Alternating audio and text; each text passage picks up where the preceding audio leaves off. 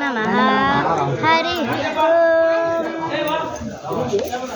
सहना भवतु सहनो भुनक्तु सह वीर्यं करवावहै तेजस्विनावधीतमस्तु मा विद्विषावहै। ॐ शान्ति शान्ति शान्तिः।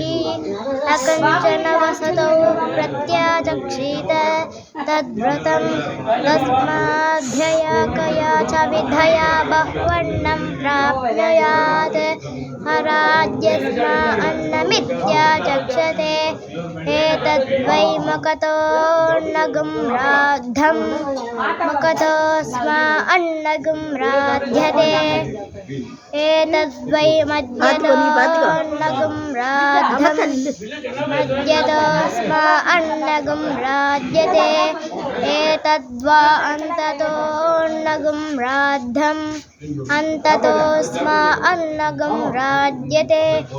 एवं वेद क्षेम इति वाचि योगक्षेम इति प्राणापानयोः कर्मेति हस्तयोः गतिरिति पादयोः विमुक्तिरिति पायौ इति मानुषी समाज्ञाः तृप्तिरिति वृष्टौ बलमिति विद्युति यश इति पशुषु ज्योतिरिति नक्षत्रेषु प्रदातिरमृतमानन्द इत्युपस्थे सर्वमित्याकाशे तत्प्रतिष्ठेत्युपासीत प्रतिष्ठावान् भवति तन्मह इत्युपासीत महान् भवति